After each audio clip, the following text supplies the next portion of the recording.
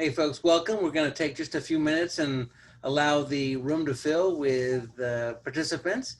We are so delighted to continue to find ways to meet your needs during this very interesting time.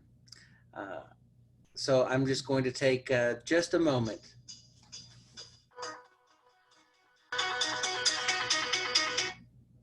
That might be a good quick reminder to everybody. You might want to check the cell phones for a moment. What fun. Yeah.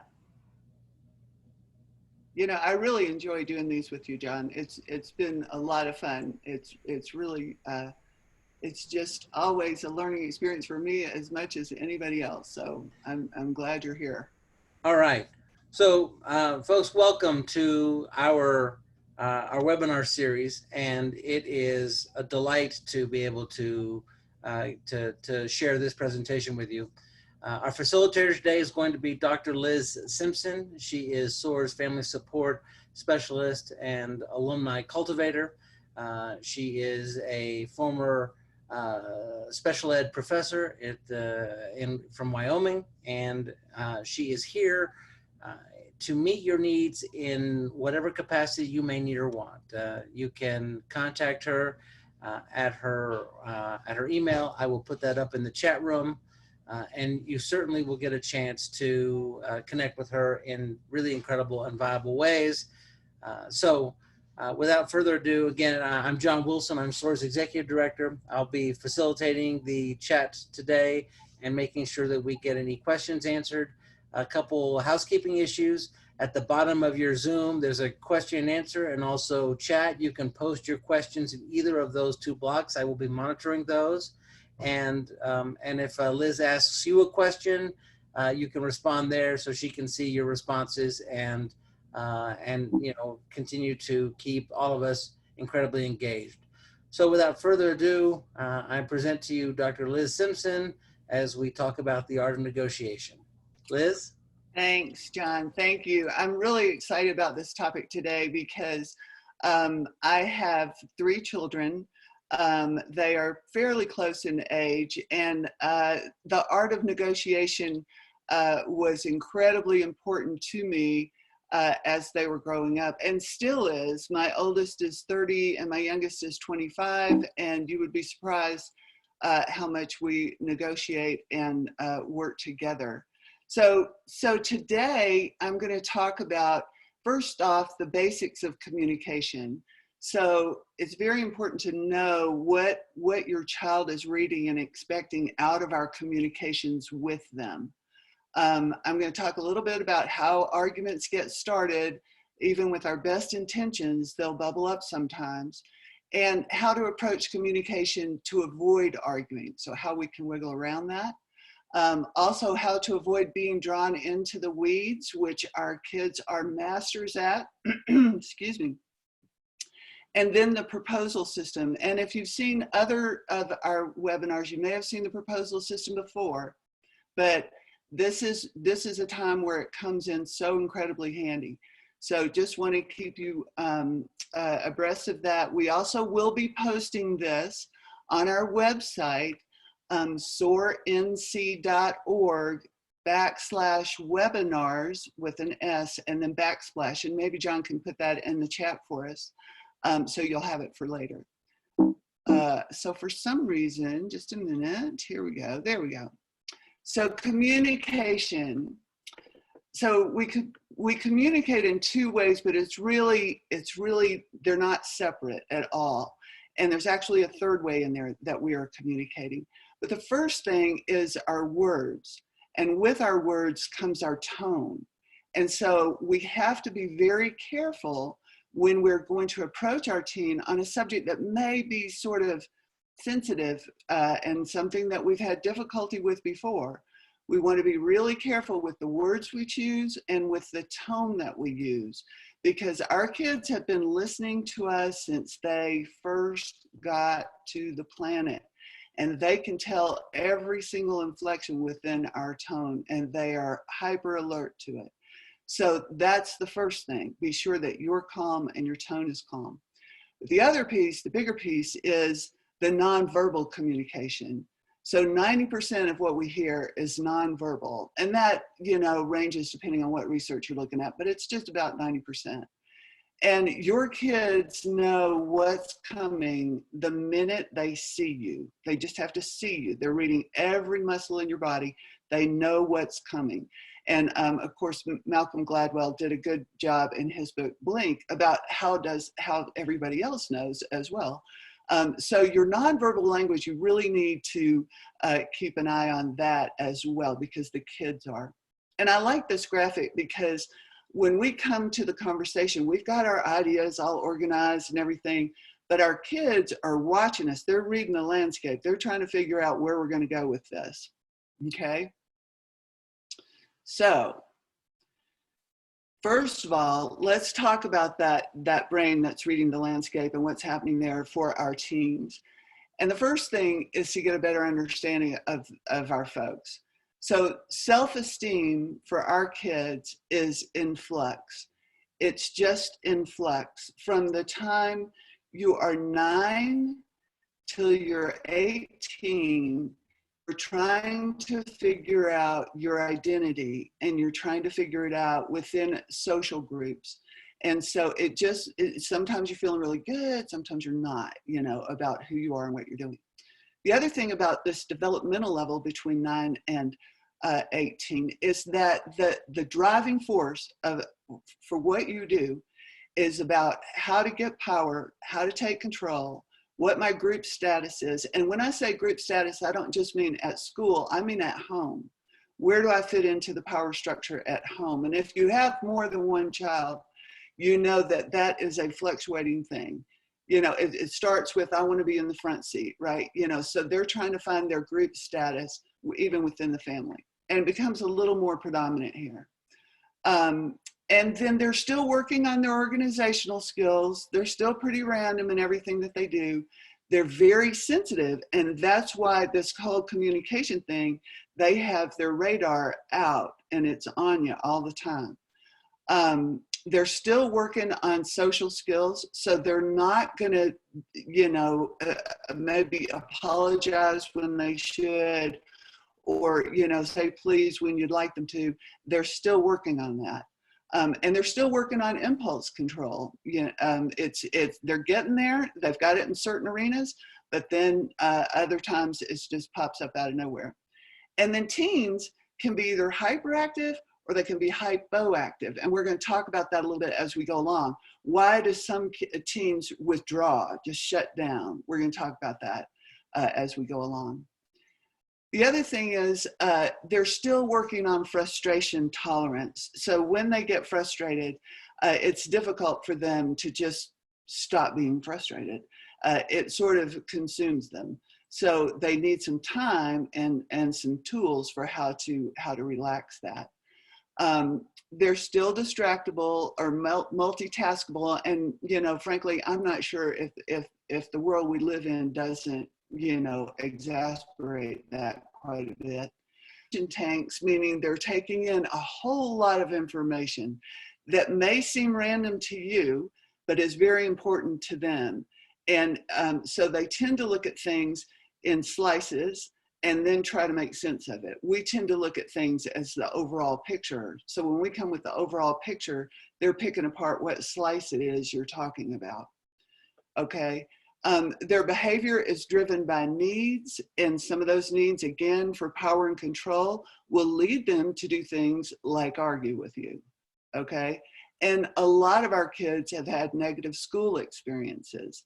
So being home right now, where they're not in school, anything that looks like school, sometimes they'll pull back from, okay? So, and that's a whole nother, we're gonna have a whole nother webinar on that next week. So here's the red flags that your kids are looking for. They have high anxiety. A lot of that's due to development. A lot of that's due to difficulty reading the social cues. And some is due to not feeling like they fit in or feeling like their efforts are acknowledged. So that's important. We've talked a lot in prior webinars about really acknowledge the positive when you see them doing the positive thing, the thing you really want them to do, be there and let them know that was great. Okay, but what they're on alert for is your body language, tone, and emotional energy. My kids would say to me, Mom, your face, you know, because I would just clench up when they would tell me something that I really wanted to react to. They're going, Mom, it's the same thing as reacting if you're doing all that. You know, so they're watching my body language, listening to my tone. The other thing they're looking for are demands versus requests. Demands don't work very well. Requests work better, okay? They're also on guard for judgment. Judgments are a trigger. You know, you're always doing this. What? Ah, you know, so judgments are a trigger. Questions are not a trigger. And try not to couch your judgment as a question. You know, when we all do that. So you're really going to just leave your shoes right here? Yeah, that's a judgment. Okay.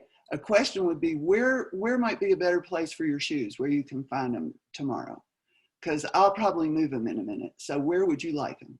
You know, so, and then if they're also listening for if you're addressing the problem or if you're addressing something faulty about them, okay? Because they get a lot of information about their faults. They don't get a whole lot of information about their strengths. And we're again, in this series, in this family sports series, we've talked a lot about that and how important it is. So your child is looking for those red flags, and that will start the conversation off on a wrong foot. So I want you to be aware of those right up front. And I think I mentioned it again as we go along. So what's number one? How can I dodge some of those bullets? What do I need to do? Number one is you need to establish a relationship with your team. Now, I know you love them. I know they live right under your nose. I know they're the most amazing kids in the world. But sometimes when we have teenagers, and again, I've had three, we tend to lose touch. We just tend to lose that really loving, you know, snuggle in bed and read a book together kind of relationship that we had at the beginning. And that is normal development. They are trying to find their own way. That is normal development. But what happens is, since we've lost that connection a little bit, or it's gotten a little fuzzy, they don't really know who we are, and we've kind of lost touch with who they are. So that's what I'm talking about. And to build that relationship back, we have to be really honest with them. They have an honesty meter a yard long or longer. If you're not honest with them, then again, those red flags go up. And we have to earn their trust. And we earn their trust by letting them be themselves and not responding with some corrective measure, right? We just allow them to be who they are. And then once they can trust that with us, then we've earned their respect. Okay, so we want to be honest. We want to show up authentically who we are. We want to earn their trust and their respect. And we do that through affirming who they are. I see you, I hear you, I love you, I appreciate what you're saying. We're affirming who they are. And the other thing is we have to be very, very, very, very careful to be not judgmental, because this is their journey. This is their journey, and they're just learning to try to be independent within that journey. So we're going to support that. We're going to absolutely support that. So how can we do that strategically? Well, again, we need to have evening meetings, creating structure. And I'm sorry, my internet is a little crazy. In the small town where I live, all the kids get on the internet at once, and it bugs it. But anyway, so what we want to do is create some structure where we can have daily check-ins or evening meetings, okay? So it's a time where you're available every day for your child to come and talk. And I kind of say, think of it as open mic night. You're the audience. You're just there to listen unless they ask you a direct question. So you listen, you affirm, and you clarify. And the purpose is to build that trust and that relationship. And when my kids were growing up, I taught at the university. I usually got home a little bit after they did from school.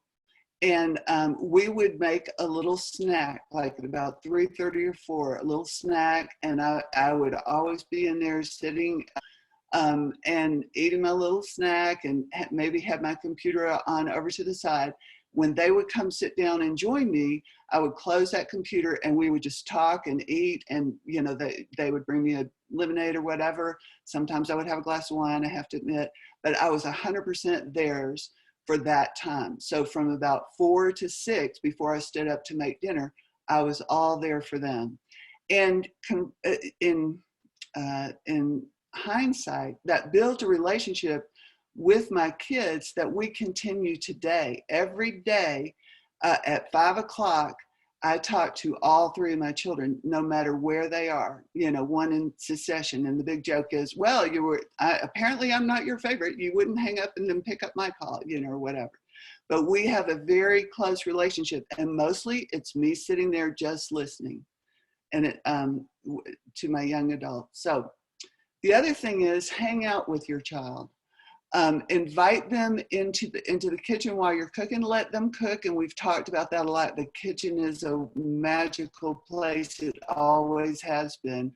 Our ancestors did the same hanging out in their kitchen.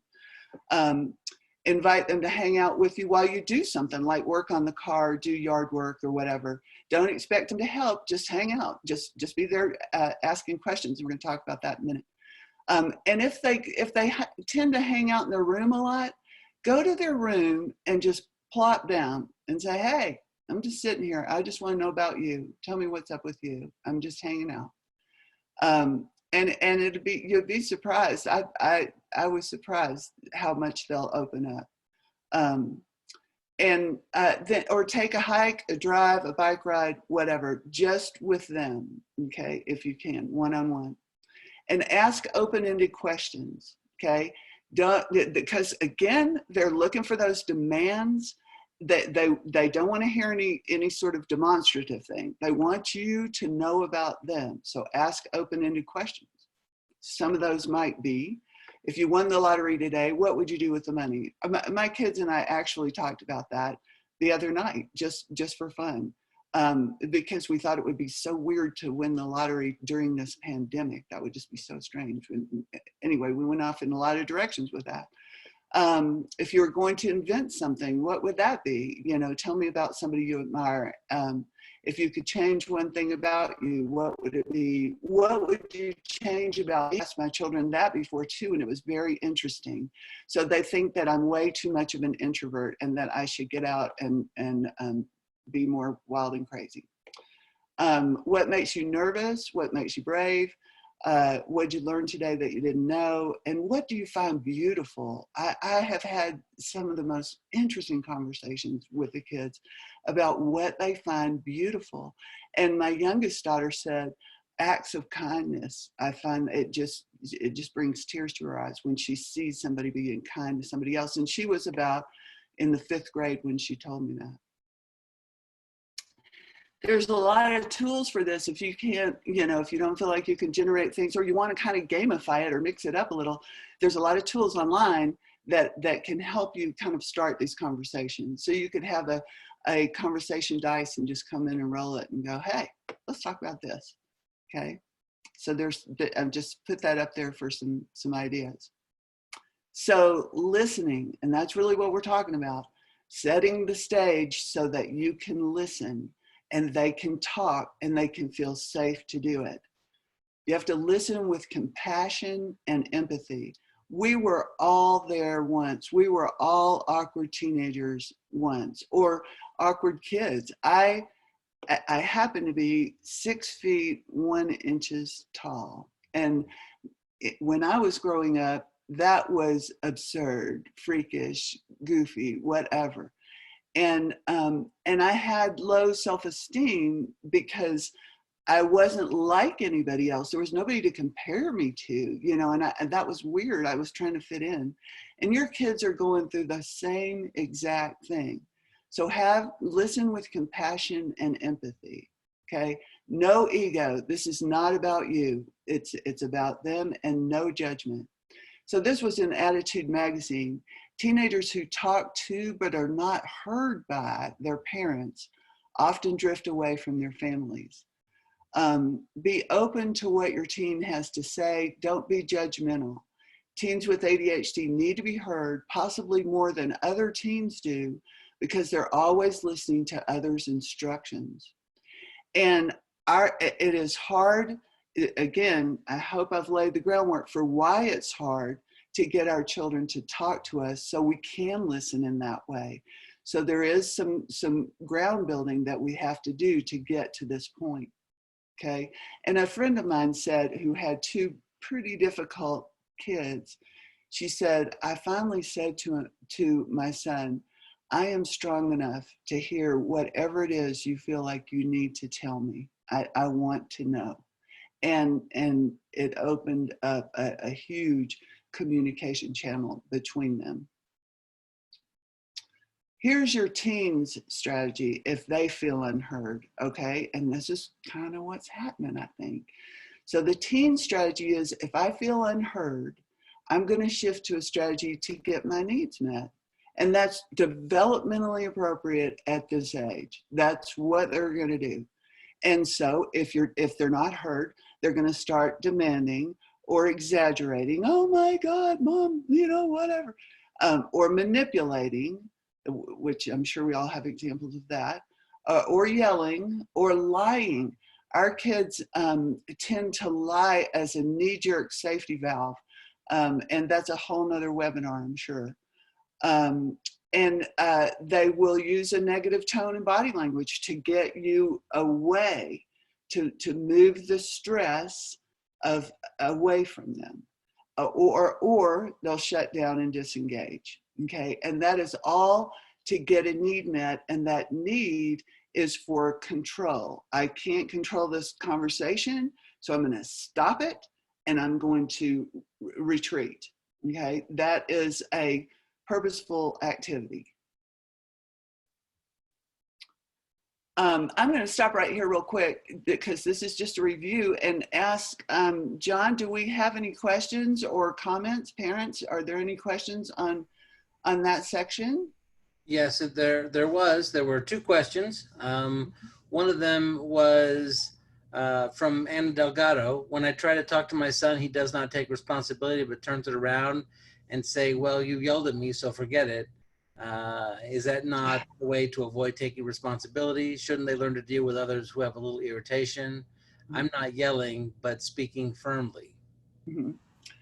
So that's a red flag, and it's a trigger for him, and he's letting you know that. So in developmental steps, we're going to have to teach him how to handle frustration as we go. First, he has to be able to trust that you can listen to him and you can be with him without frustration. So it's kind of like this, you know, we have to meet them halfway there.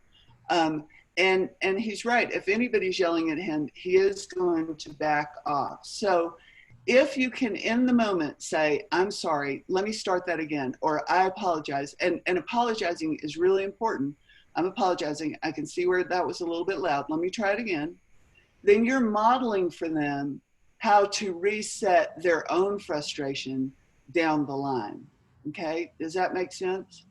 Yeah, Kimberly Kranz asked demands versus questions. How do you handle this when it's something that's not a choice, like taking a shower or turning technology or completing a chore? If I ask, could you take a shower, please? He'll say, no, you didn't tell me I had to.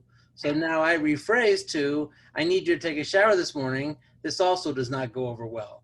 Mm-hmm. I answered, developing routine is difficult, but once established, it helps create the structure necessary for compliance. So if, for instance, there's a routine time that happens, that could be really important. Also, allowing him to help set up the routine, Yes. and have some control about when those things are happening, when the chores get taken out, can also have a positive outcome.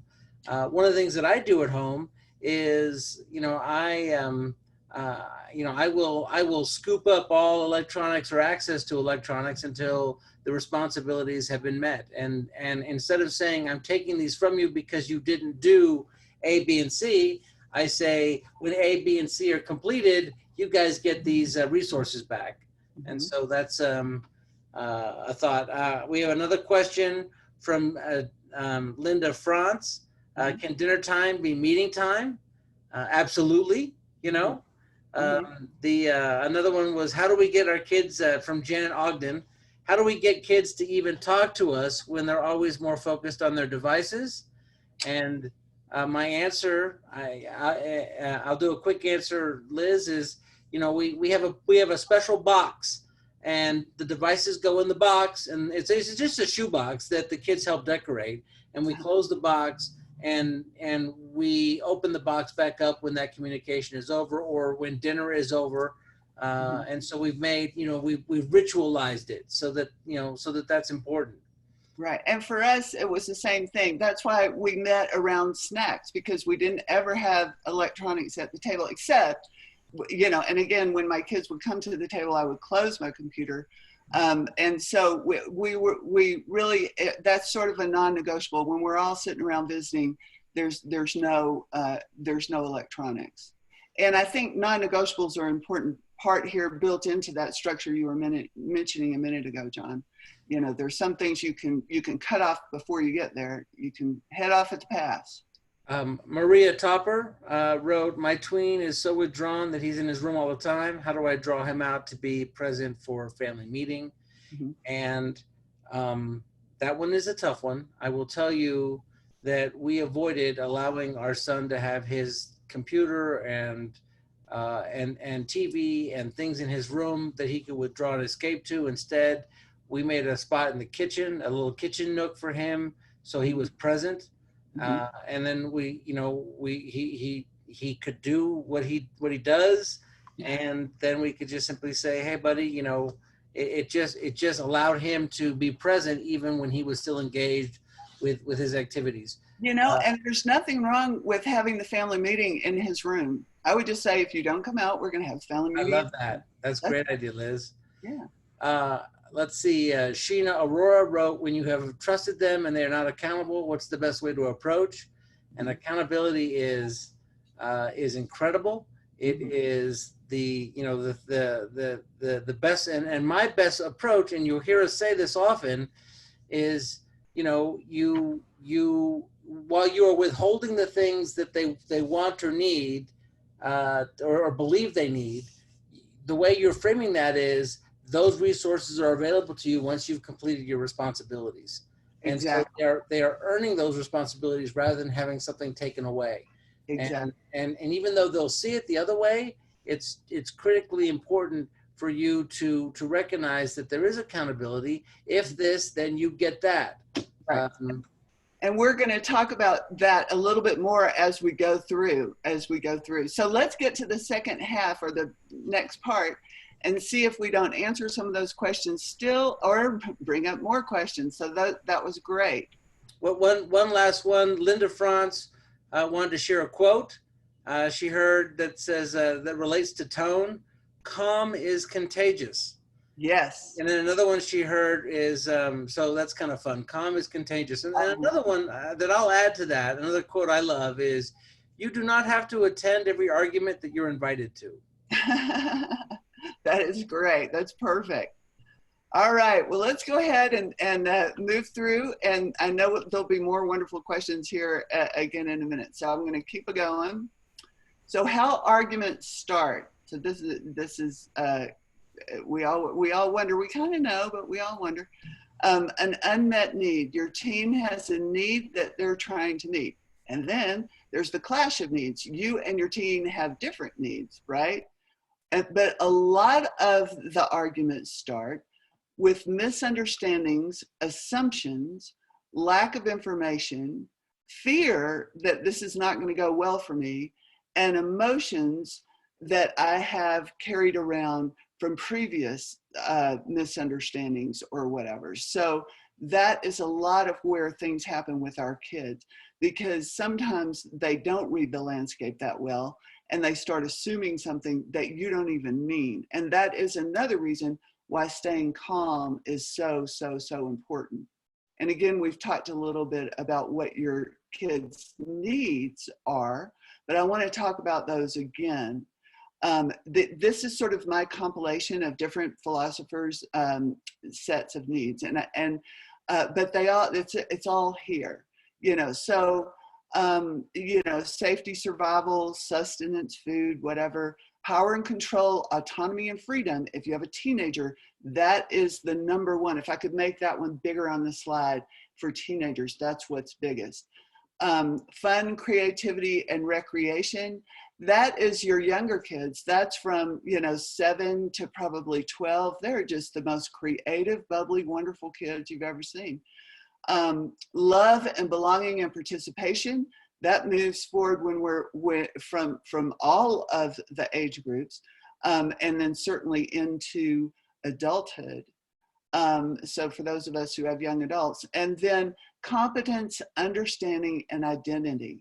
And so if any of those needs are feeling threatened, you know, especially if you're threatening my competence, or you're threatening my autonomy, my freedom, you know, those things will be triggers for your kids, and that will start. So how to not threaten them is to come in with them in mind, with, you know, learning more about them, again, setting up that relationship. Our emotions play a huge part in getting into arguments and misunderstandings with folks. And so your job is to sort of observe your child's emotions regarding their communication.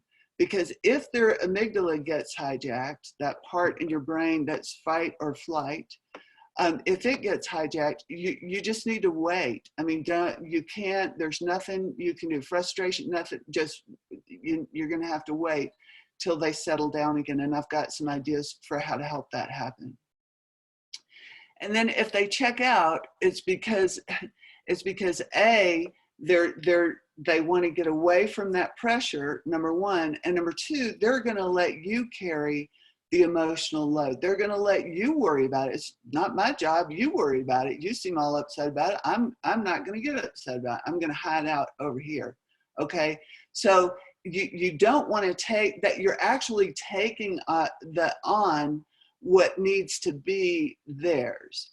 And so, like John said, you know, sort of giving them a choice, you know, you need to do this. And when you do that, you know, this will probably happen. That's great. That's really great. But when you are headbutting, I told you, they'll back off and let you just, you know, do that by yourself. And that's kind of how they think. Emotions play a big part. Your emotions play a big part.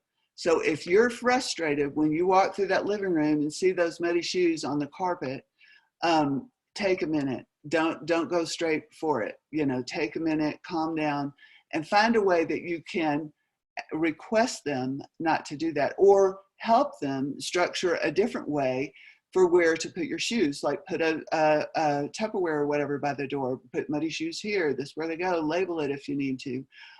But don't just march in and go, because that's not going to work. Look at your fears. Sometimes we're frustrated with our kids because we're fearful for them. And that can be something as simple as hygiene.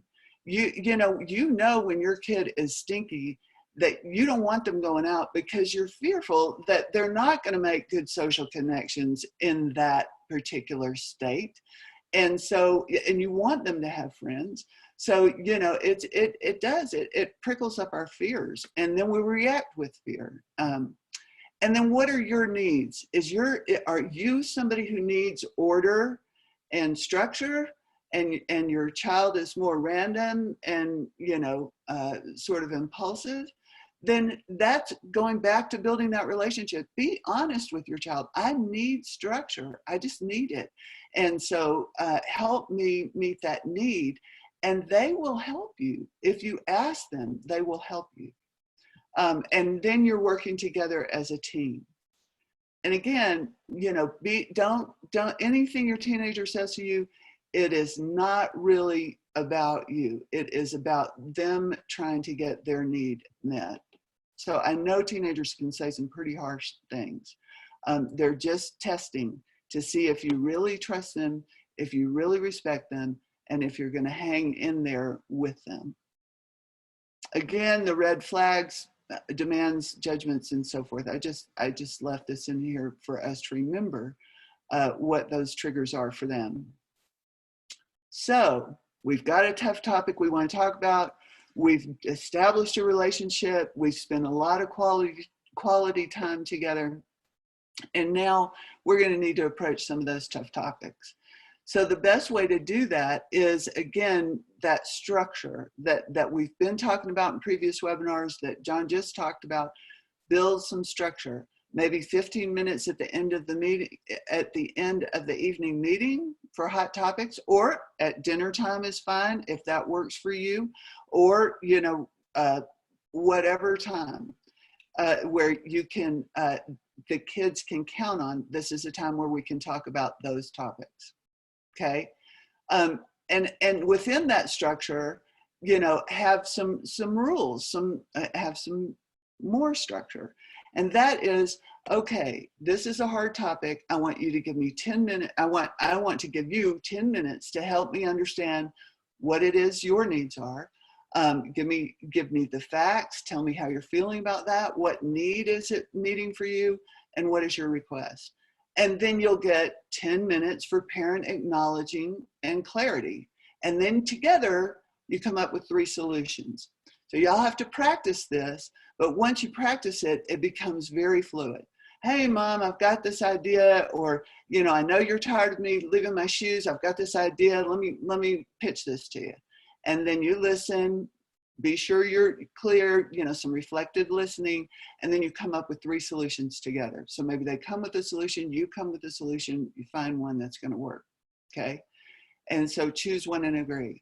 If you're the one bringing the topic up, you know, hey kids, I want to talk about this. It's really bugging me. You get 10 minutes. They get 10 minutes for rebuttal, 3 solutions, and then choose one and agree. Okay. So that makes it easy. There's nothing to kind of figure out. This is how it works. Let's do it this way. It's going to take some practice. I guarantee you. And then how to give that feedback. So they give you their 10 minutes.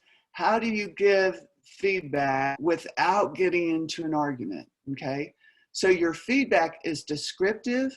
So I heard you say this, rather than evaluative or advising. So it's active listening. This is what I heard you say. It's very specific rather than general. Well, it sounds like you just want whatever you want. That's very general. No, we want to be very specific. It sounds like you need some independence when this, okay? You're going to be very concise, not wordy, not go off. My kids call it bird walks. Sometimes I'll go off and go, well, you know, that kind of reminds me of this and that. And when I was young, you know, no, just concise, give them the facts. And then check for clarity that they understand what you just said. So what did you hear in my feedback? What did that sound like to you?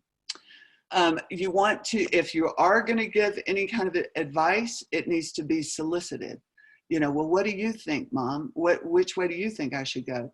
And just last night, my son called, and he and my younger daughter and his fiance have been in quarantine in Laramie for 14 days, and they're bored, and they're probably driving each other crazy. And so last night, my daughter called and said, you know, we might come up there this weekend.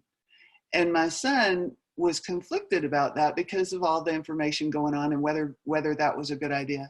So he called me and he said, you know, we really want to come up, but do you think that's a good idea? I'm not so sure. So he asked me. I didn't say to them, y'all, no, don't come up, stay safe. No, because then they would have heard, you don't want us hanging around, you know. So I just waited. When they asked, then I could tell them what I was actually thinking. And so feedback is direct rather than indirect. It's well timed. Again, if you wait for that opening, that's the timing. And then it holds the child accountable. So if my son, for example, would make the decision to bring them all at 5 hours away to our house, and something happened, he is well aware that that's on him. He understands that. So holding kids accountable, letting them learn from their mistakes, letting them learn from consequences is a critical learning tool. And then here's the kicker. You've got to be consistent. You have to allow that learning. You have to allow it. And sometimes it's hard. Sometimes there's tough consequences. But you have to allow that learning. And they have to know it's coming in advance. And if they want to test that water, let them test the water. You just hold the consequence. And don't not hold the consequence. That's critically important. Like John said, frame your expectations in the positive, not only the negative, and try to actually make it a personal challenge not to frame them in negative if at all possible. Never ever threaten consequences you aren't prepared to follow through with. Never ever say you will be grounded for a month, because that's probably not going to happen. And there'll be all sorts of wiggle room in there. Okay. Never abuse a consequence. And by that, we also mean never take away something that they have actually earned. You know, never make a consequence into a punishment, I guess, would be the best way to say that. And so be consistently consistent. That's your challenge. And if you can't be consistent, if you have a spouse who is much more, black and white, let them be the one who holds that boundary. I mean, agree on it, work together, but utilize that strength. So what we want to do when we're working with our teens is come together. We're listening. We're part of what the plan is. We've got a structure to come up with an idea that works for both of us. Okay. So a win-win, an idea that works for both of us can be a compromise. A win-win is not a compromise. A win-win is a solution that is better than what each individual wanted in the first place. And that means a win-win might be that my kids want to come up here. They want to see us. They're tired of being down there. Maybe we could do an online Zoom every other night. Now we can be together. We can tell jokes. We can play together. But I know they're safe, and they know they're safe, and they know I'm safe, and I know they're safe. So that's better for everybody. We're all safe. Nobody risked anything. And now we're still together face to face. So that would be a win-win. So how to avoid an argument? Team with your child. Separate the people, in this case, the child from the problem. It's not us against them. It is us against the problem. Okay, so when you're arguing, and let's use the example of hygiene, when you're frustrated with that, it's not me against you, it's how can I help you learn about this new body that you're in with all these hormones and everything, and make a time to do the hygiene thing so that when you go out, your social world will open up. It'll just be great. You know, everything good will come to you. How can I help that happen for you? Okay, or with you. And then again, like John said, work together to make that schedule work.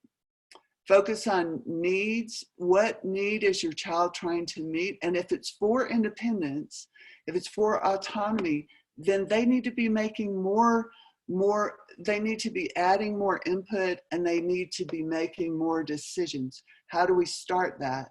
We start that by giving them choices, and then they'll start looking at their own choices and making the better decision. So by giving your child choices, you're actually teaching them how to make choices in the future. Always use I statements. You know, I feel really frustrated when I can't find, you know, my favorite coffee cup that I always keep right here. And, you know, do you have any idea where that might be? You know, that kind of thing.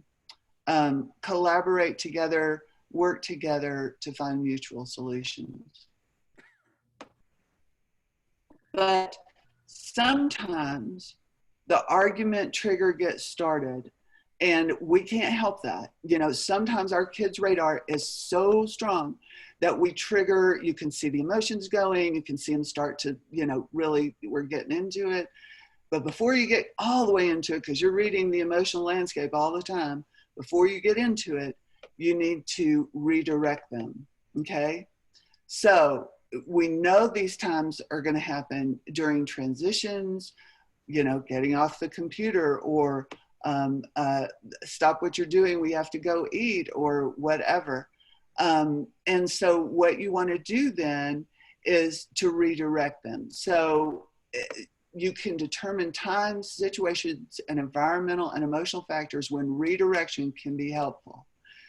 The times are transitions. The situations are external factors that promote impulsivity, distraction, and frustration, okay? Environment, physical locations that discourage attention and encourage challenge. For my kids, that was Walmart, you know. And it didn't discourage attention. It just, they were just all over the place. And so we had to pre-pave Walmart. We're going to go in Walmart. If you get 3 feet away from the cart, you know, then we're going to all stop right there. So you have to come back to the cart, then we can go again. That you're my engine. You help the car move. Cart, move. You get close, we go forward. You get away, we stop. Okay. So, and then I'm redirecting their attention to me, right? And then emotional, helping them to redirect anger, frustration, and hurt. And again, a lot of that can happen when we find ourselves doing it and we stop and we apologize. We go, wait a minute, whoa, I'm not using my tools here. Wait a minute, that was right. That came out harsh. I'm sorry. I'm going to take a few breaths and I'm going to try it again. So modeling is huge with teens. They're watching you to see how you handle things. So model the best. And what are some techniques for redirection? Verbal prompts, code words, humor, the time timer, you know, let's do 10 minutes of this. And then being a broken record. So your child starts to go off on one of their, you know, frustrating rants. You can just say, I told you, you need to start your homework. You need to start your homework. Start your homework. We'll talk about it later. Start your homework. Just broken record. And John has some good examples about that too here in a minute.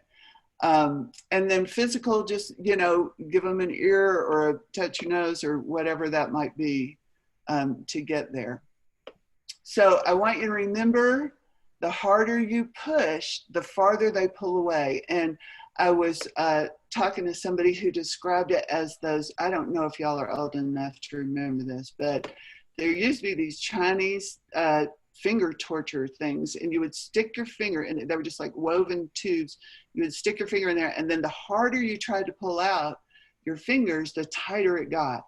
Well, it's the same way with the kids.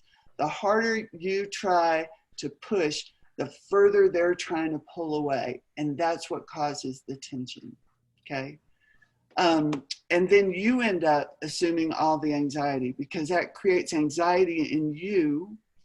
But for the kids, they're trying to get their need for independence and control met.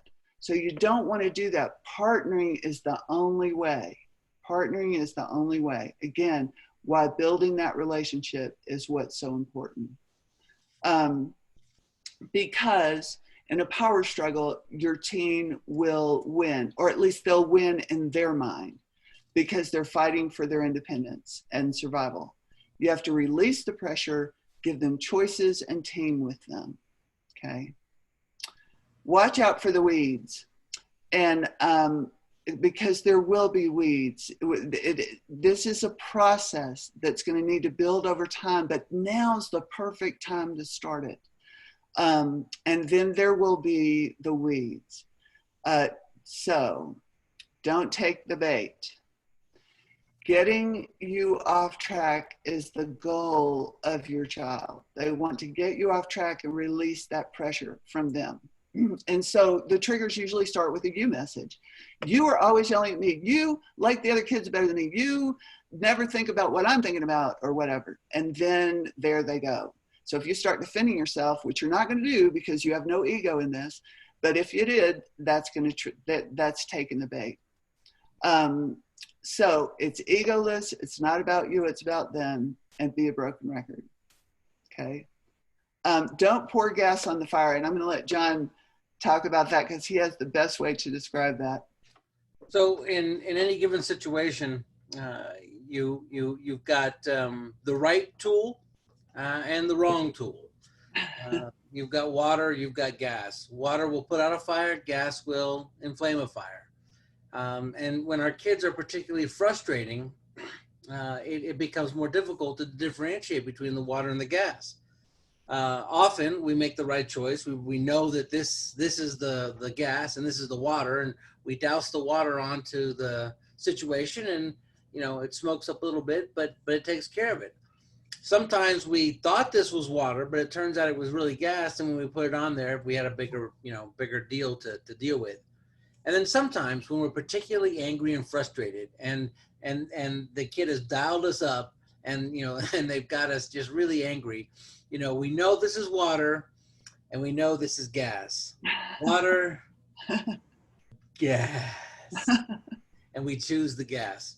And the challenge with doing that is that when we do pour gas on the fire, while there's that wonderful moment of satisfaction, it is often followed by terrible regret because we end up with a much bigger problem that we have to deal with. And so when I choose to respond appropriately and I use the right tools, it takes less of my time. And so I have to sometimes identify the triggers that I know that when I put on something, it exacerbates the situation.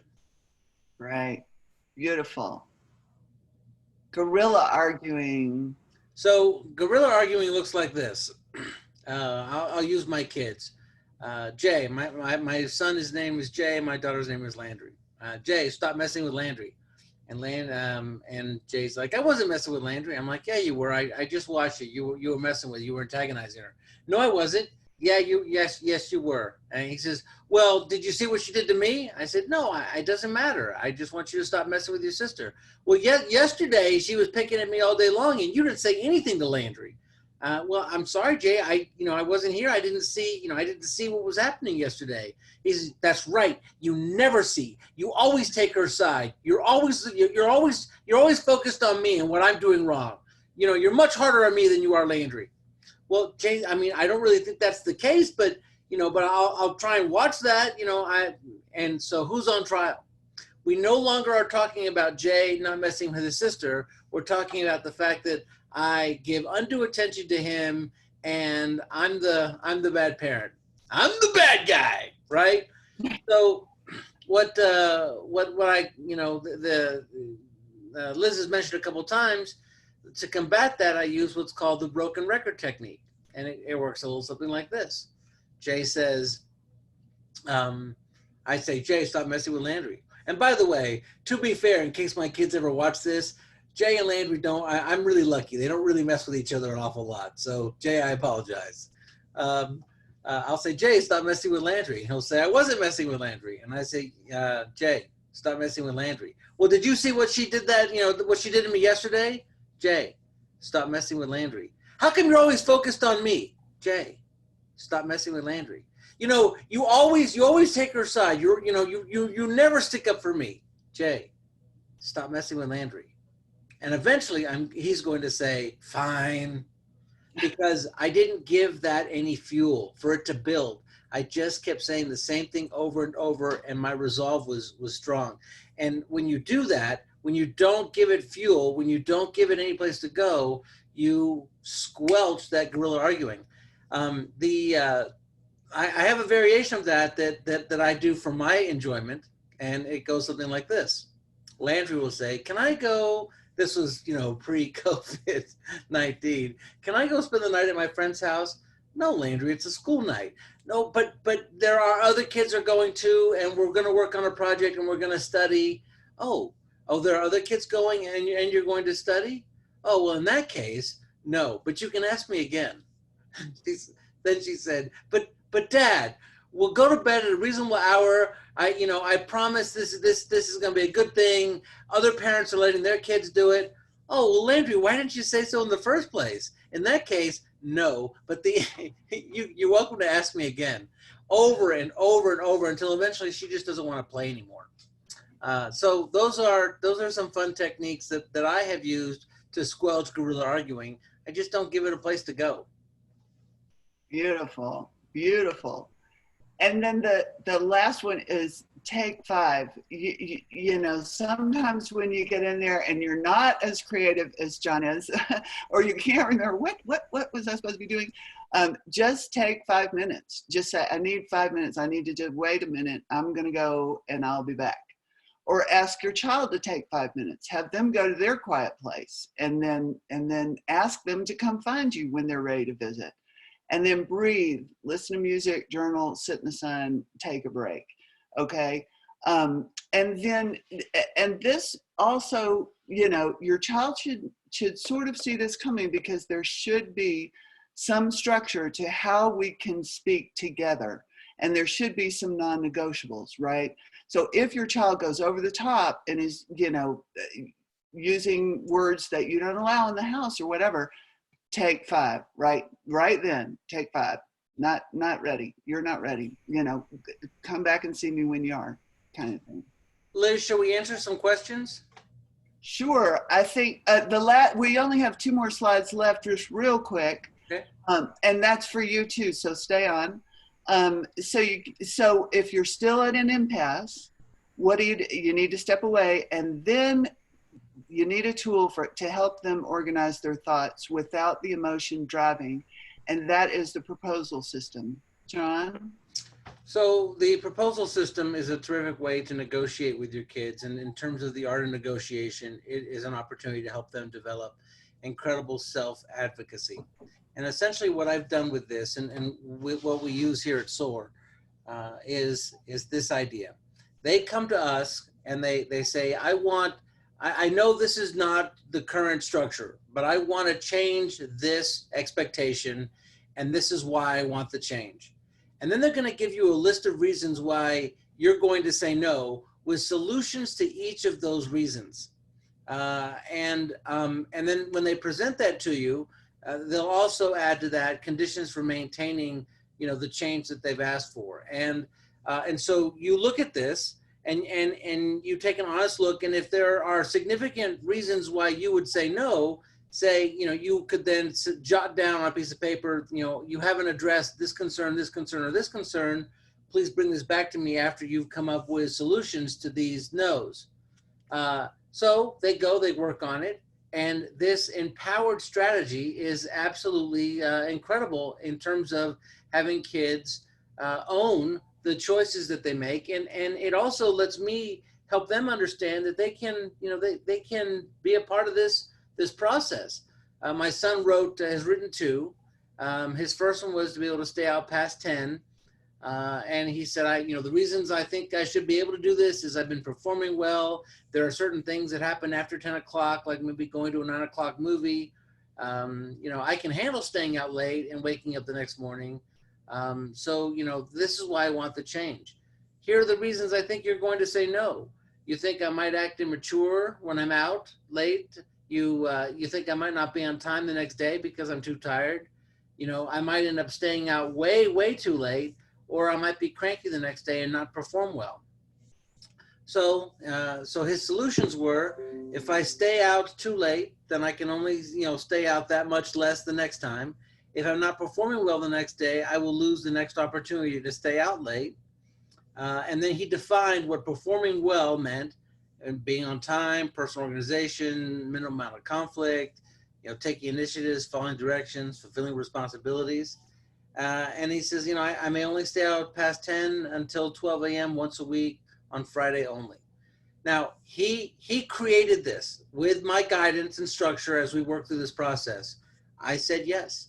And we've been very, very successful with this because he was able to own the process, negotiate a change that he was looking for, and be able to embrace the expectations that come with doing so. And so when they put in the work, try and find out, try and find that part of within yourself. If you're a no person, why can't you say yes?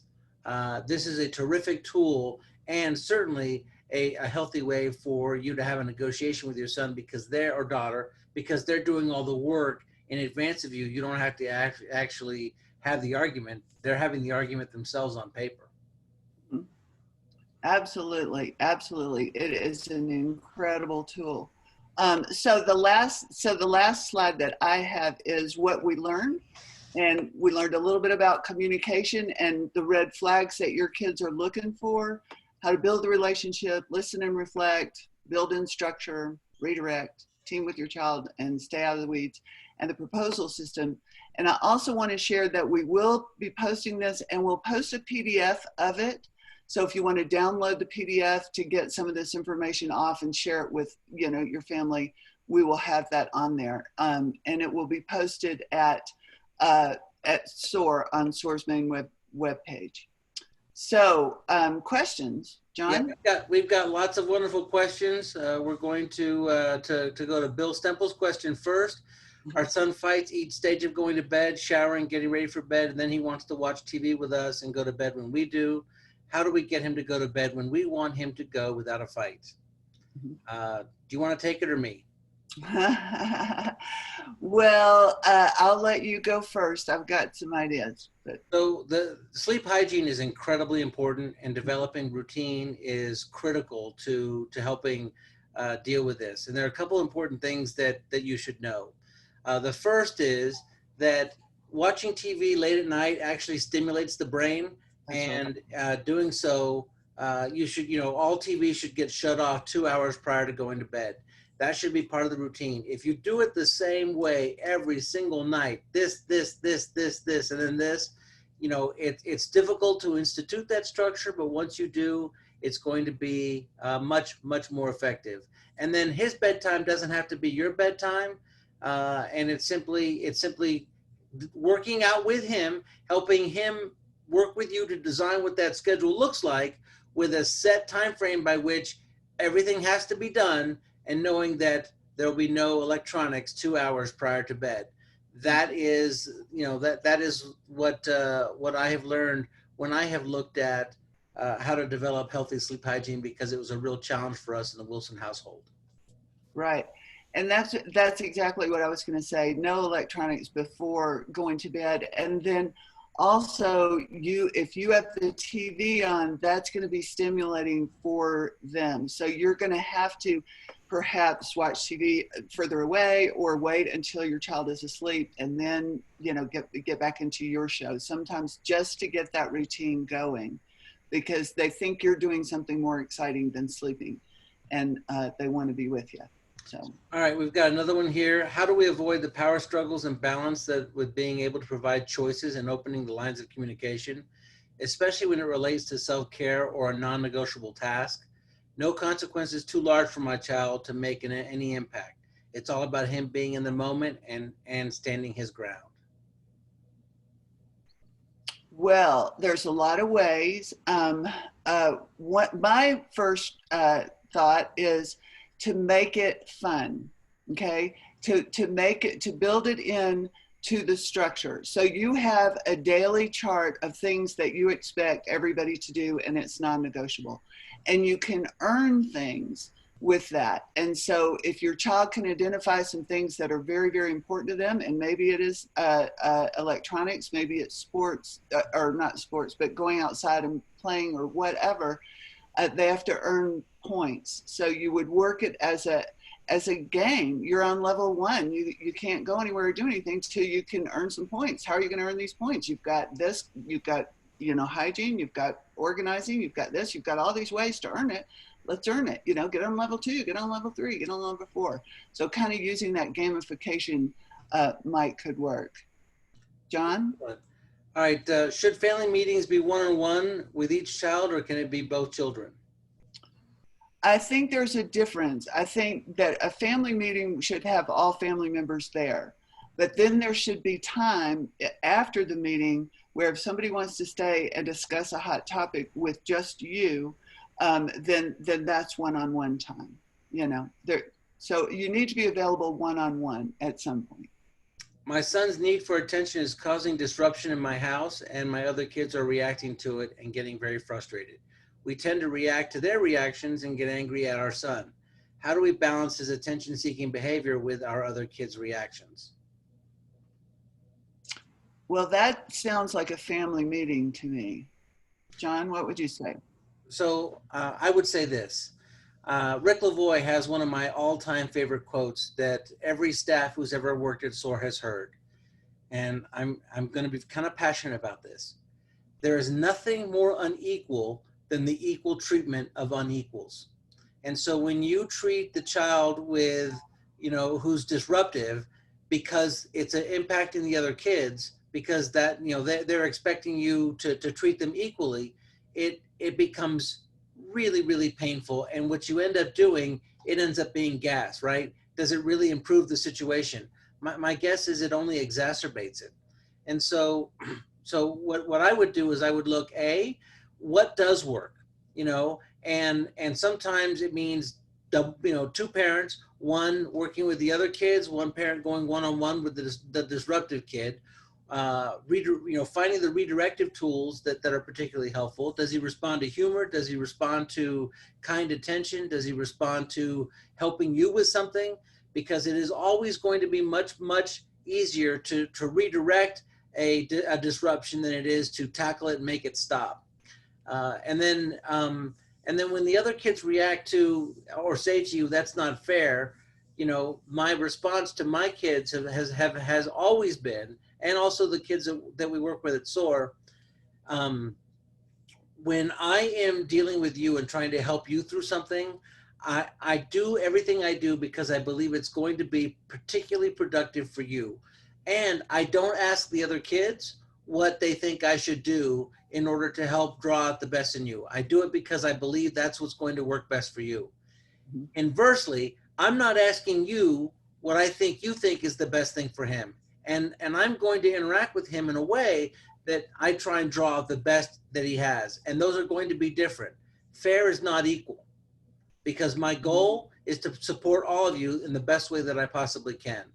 And then the final piece of advice I have for you is that because a lot of the negative attention for the disruptive kid gets sort of fed publicly, I would try and disproportionately reward everybody when that particular child is successful or doing something really healthy or positive, and have them be the hero instead of the goat, and create moments where we're trying to do that. Mm-hmm. Okay, the next question is, I'm a single mom and I have a 14-year-old twin boys. They both have ADHD. One is 6'6" and will not give me his phone when I request it. He is addicted to his phone and a particular computer game. Well, I would say, Mom, are you paying for that phone? Turn that phone off. Just turn it off. Turn it off. And if he wants a phone, he can figure out how to get a different phone, because that phone's gone. I mean, if he's not going to just hand it to you, and you're certainly not going to rest with him, and that wouldn't be appropriate anyway. Or if, and I'm sure John's going to have a better answer, but that would be one thing I would think of is you do have some capital in the relationship. You are the bottom line, you are in charge, and you are paying for these things. And if they're being abused, it is okay for you to say that is not how that's supposed to work. So that's my answer. And the best time, I agree totally, Liz, and the best time to have that conversation is actually going to be, when things are calm and not escalated. that Right. the next time you ask for his phone, if he says no, you're going to ask a second time, but only a second time. And if he says no again, you won't ask again. You know, his phone will be shut off from and you know, work with the cell phone company. His phone will be shut off for 24 hours. Mhm. And then you know, he can that's an issue. That's a challenge. Do it. Don't make a fight about it. Don't say, "See, I'm doing it. I'm turning off your phone." You know, you laid down the structure. You told him what was going to happen. You follow through. Mhm. 24 hours, it comes back on, and then or you know, he finally gives you the phone, Mhm. and so from the moment he gives you the phone, 24 hours from that point on, if he didn't give it to you after two requests. Mhm. All And right. yeah. Linda France asked, or just a comment, I get the pushback as respect goes both ways from your kid that comes from your son when he doesn't like what he's hearing regarding expectations. So the kid has said, well, hey, mom, respect goes both ways. So what do you do when you get that kind of remark, you know, and when they're being told something or they're hearing something they don't want to hear? Mhm. Um, well, again, it has to do with building that relationship. So you've built in that respect, and respect is different than a request. So it depends on what the request was and how that was made and under what circumstances. So really, I would just, I mean, I would go egoless, and to me that just really doesn't mean a whole lot. As long as I know I'm being calm, I'm making an appropriate request, I'm just going to go forward and make that request. Does that make sense? Sure. Bettina Roundy asks, what do you do when you have a topic that you've talked about over and over and over, but you are in complete disagreement? For example, my son wants to smoke. We disagree. So we keep having the same conversations without moving forward. What do we do here? Well, once again, you are the queen of your castle, and you can only control them or have rules which will control their behavior while they are at home with you. And you can certainly have a rule that says, you know, there is no smoking at my house or in front of me or anywhere near me. And so that's not going to happen.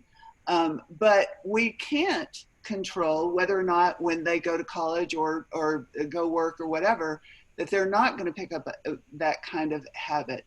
So you want to back off on the I'm gonna, I'm not gonna, and go a little bit deeper and say, you know, what need does that really satisfy for you? You know, how is that helpful for you? Help me understand, okay? Because it's some need.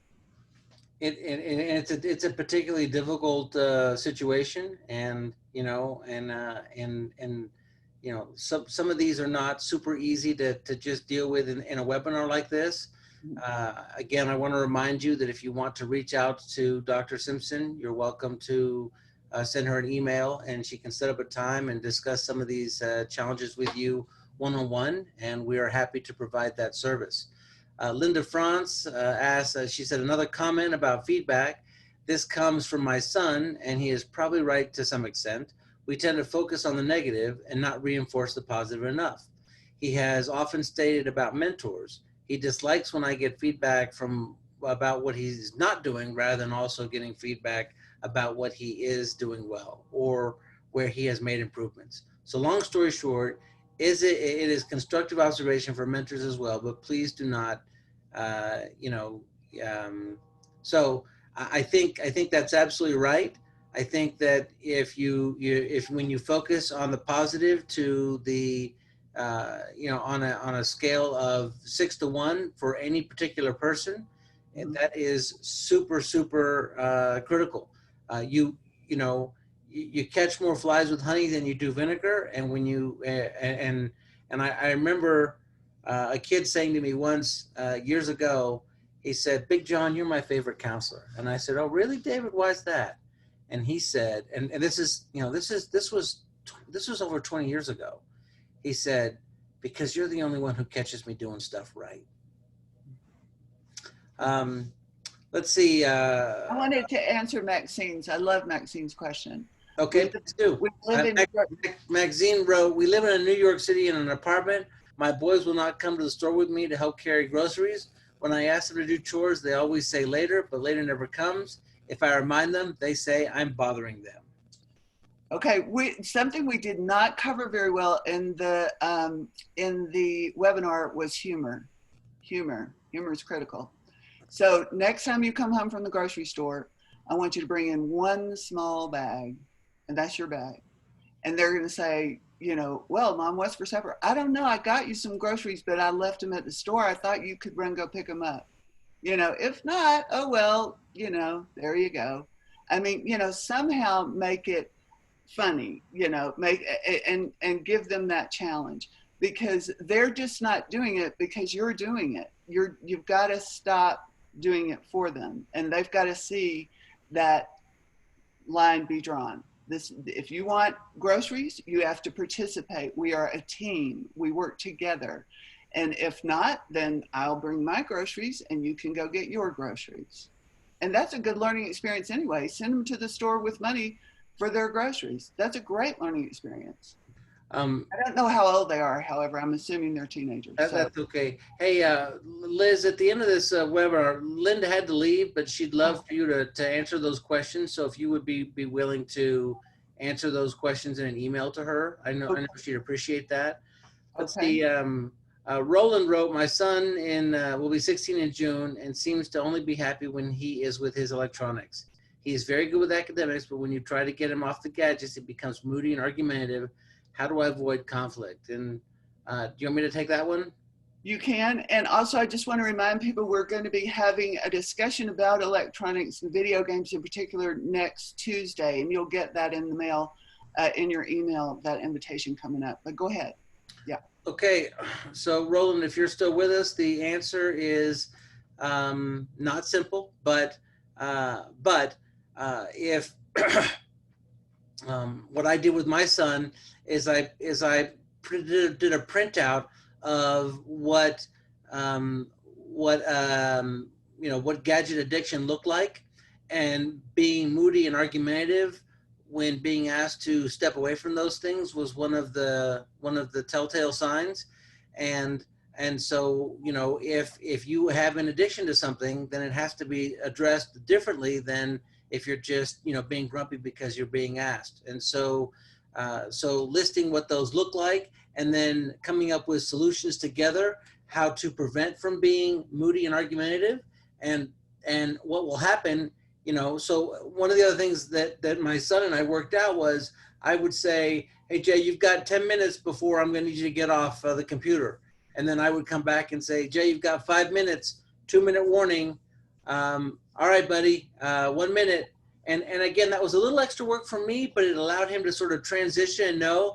And then once we got to 0, if he didn't comply, then he and I had pre-negotiated that there would be consequences in terms of how much time before he could get back on those electronics, because he had not honored the agreement that we had established together. Perfect. Okay, let's see. We both work from home these days. The internet cannot be turned off. That's accurate, but you can also change the password. You can change. You can go in to your settings, and you can change what the connection point for the internet is, and then you can even be creative with that. And for instance, you know, I changed the password to the internet, and my daughter had to unload the dishwasher before she could have it, and I hid the password in a note saying, take a picture of this note with the dishwasher unloaded, and I'll send you the new password. And so, you know, you can have fun with that. All right, let's see. But I turned off his phone, but he gets free Wi-Fi and uses social media. Again, you can also you can change the Wi-Fi password, and again, I know how hard that is. Let's see. We also want our son to lead a healthy lifestyle, but getting him to do this is always a conflict. He just doesn't want to do anything physical. Liz? Oh, well, I was talking about that earlier with another parent, and one suggestion is to do physical things together as a family. to everybody get outside. From here to here, we are outside. That's all. I lock the door, we're gone. And when I grew up, that's how it was. They just kicked you out at 8 o'clock and let you back in at 6:30. So I would say that, and think of different activities. When they come to SOAR, these guys, a lot of kids don't they, John, get to SOAR and they're not sure they want to be outside either. But if you can provide some challenges and they can see where they have some strengths that they didn't know they had, so play some games outside, badminton, toss the bag in the box thing. I forgot, cornhole, I guess is what that's called. There's lots of outside games together y'all can play as a family. So that would be my suggestion. It's also about creating structure and expectations. And so if you're going to have 4 hours of free time, an hour can be free time, an hour can be, cognitive play, an hour can be social play, an hour can be physical play, and an hour can be creative play. And when I set that up with my son, he looked at me and he says, aha, 3 of the 4 can be on the computer. And he's right. But at least one of them has to be outside. And I know both of my kids benefit if that's time that is with a parent, that we're actually engaging with them in some physical way. Right now, my son and I are playing tennis. My daughter likes to go jump on the trampoline. We take the dogs for a walk. We do things that are physical. And again, we've created that structure over and over and over and reinforced it every day. Let's see, Linda wrote, I really like this proposal approach for small wants, but not sure it'll work for bigger stuff. It can, give it a try on the small and then work up. And I would love your feedback, Linda, to see if, how well that actually worked for you. We're going to go back to the chat room. And by the way, I would like to congratulate all of you on this webinar. You've asked the most questions that we have had in a webinar ever. And so you are the most engaged that we've had. And so I am very impressed with you. And I also want to thank the group that we still have with us, a fairly large group, for hanging with us after the hour is up. So thank you very much. And I'm glad this is a continuing learning experience. Gail wrote that, sometimes you can ask kids to do something that they want to do. So it isn't always it's not always unpleasant. She said, is this too contrived? No, not at all. I love that. Thank you very much, Gail.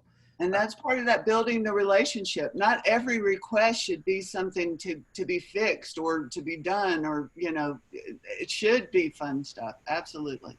Brad wrote, can an unmet need also be an unmet want? And how can you get him to understand his request is a nice to have and not a have to have, i.e. I need a PlayStation. Again, having good, open, honest conversations with your kids. Liz, you want to tackle that one? Well, I think, you need to do have that open conversation and have the conversation about what the difference is between a need and a want. And part of that is and having that conversation is a super great idea, because part of it is a need.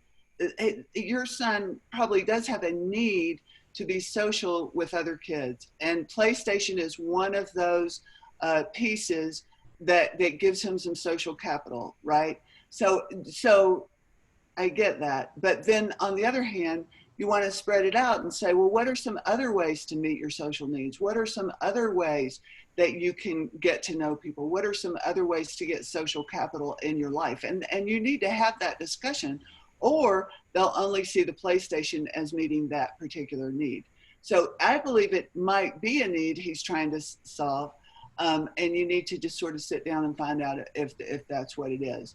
And also talking about, I want chocolate cake, but I need substance, right? I want, I want $1 million, but I just need to pay my bills.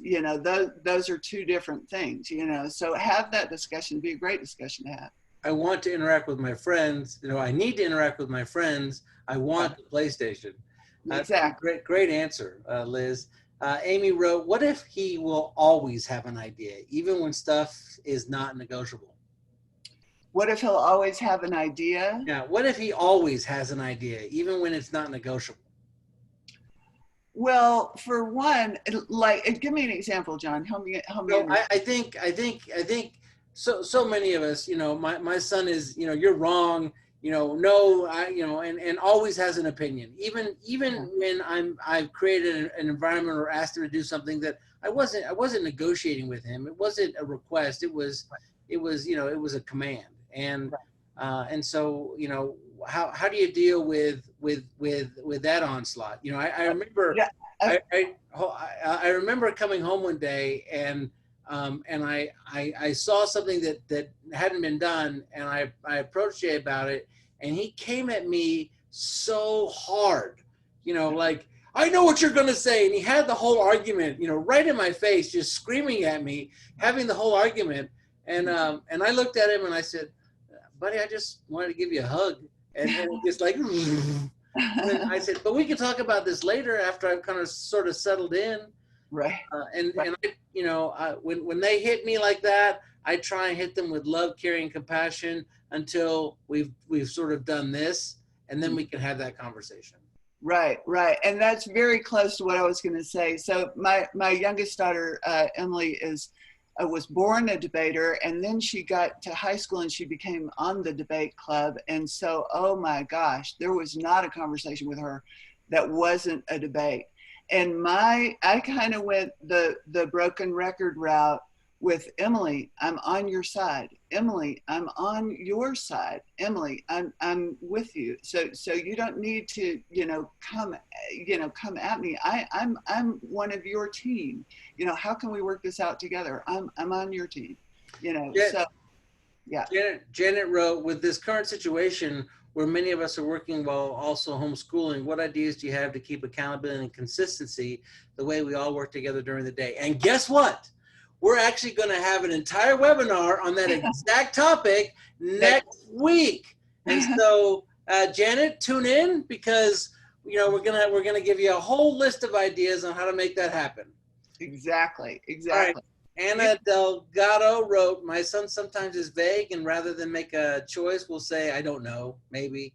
Why does he do that? How can I encourage him to make more choices? And I'm going to take this one, Liz, because one of my early mentors, I asked him, what do you say to kids when they say, I don't know? And he told me something that has worked more than it hasn't. He said, when a kid says to you, I don't know, ask them, well, if you did know, what would you say? And I've had kids look at me really confused, but it opens up the conversation. I always say, what don't you know?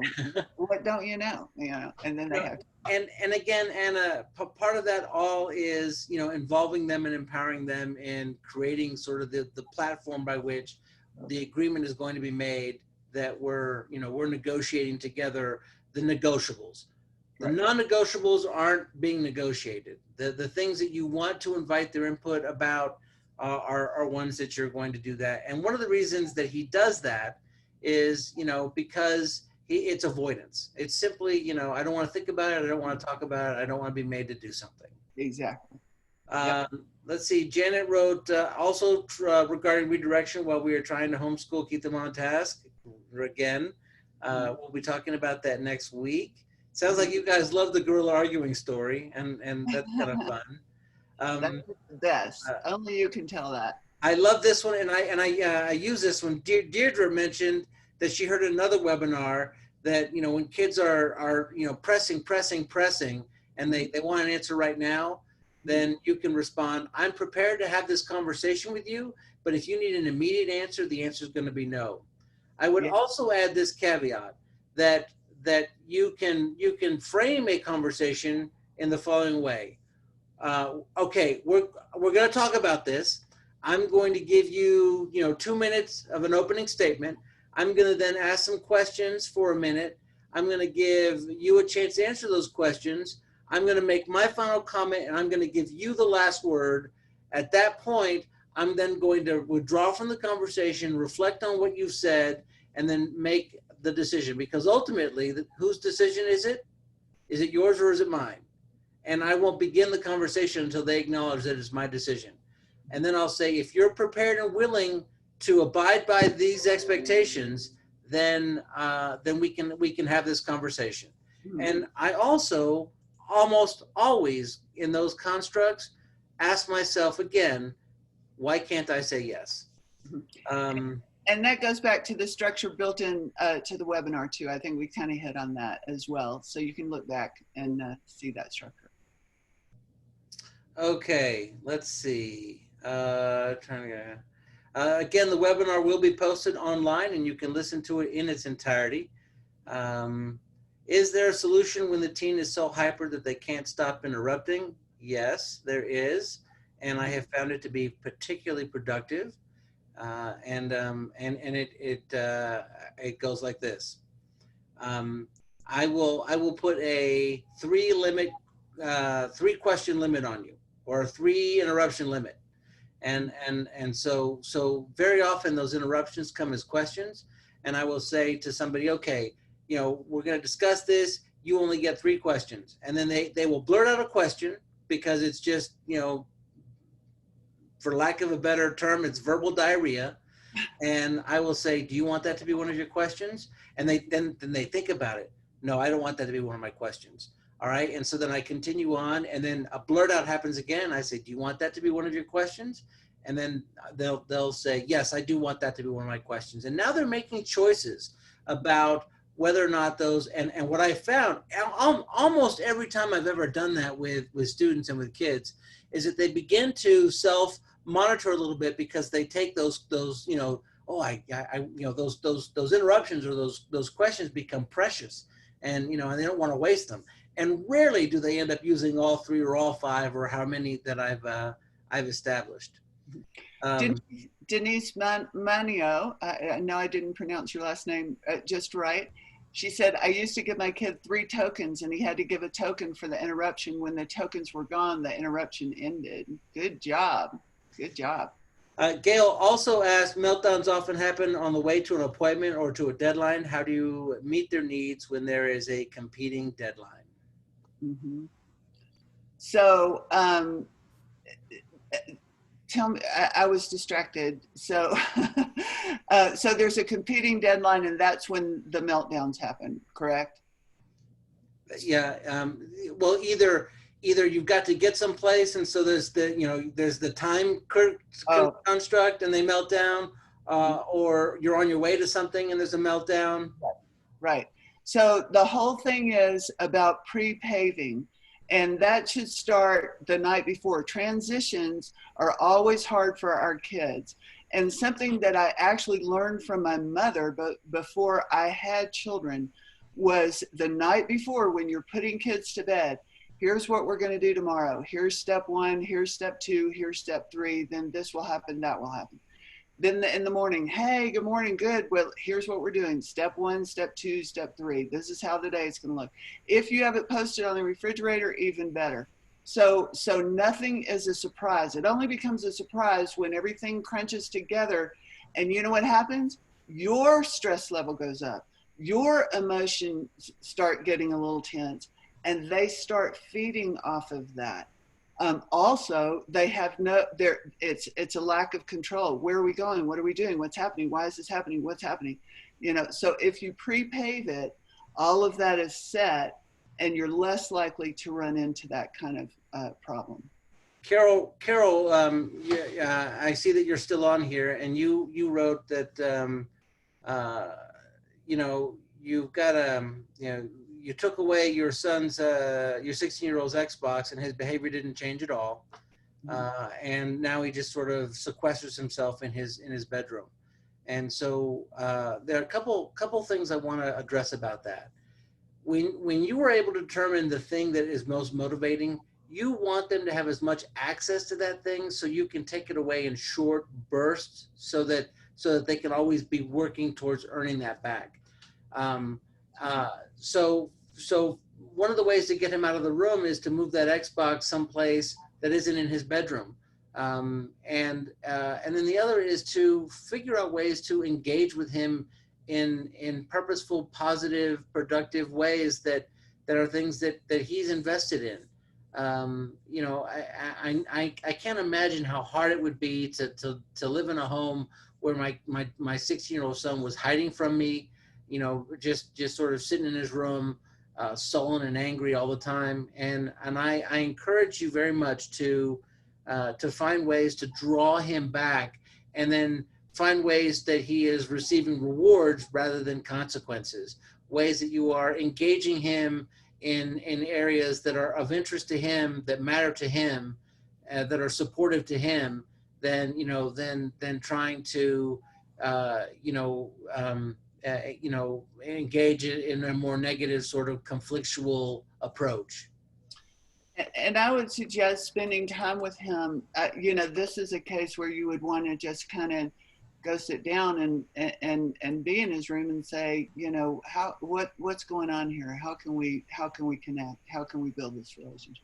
Anna Delgado has been to many of our webinars, and she said this is the best webinar yet. And I will tell you, Liz, that one of the ideas that I think is critical is if you had a open time on maybe a daily basis where you just opened up a Zoom room and folks could come and just ask questions, and maybe give helpful advice to each other. That could be incredible. We have talked about that before. Yeah, that's something we may have to start doing, because this has been a fabulous session. Really. Yes. Session. In fact, I will do better than that. Liz will start having office hours on Zoom next week for an hour a day. That you guys can tap into her, and on occasion when I'm available, I'll pop in. There you go. Okay. Hey, folks, thank you so much. We have deeply appreciated your time, and we enjoy being part of your world every day in every way that we can.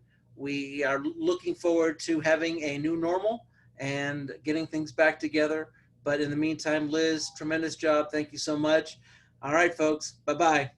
Thank you. Thank you. Everybody stay safe, and we will see you next week for one of our upcoming webinars. I'll get that information out to you tonight or tomorrow. So keep an eye out. Take care.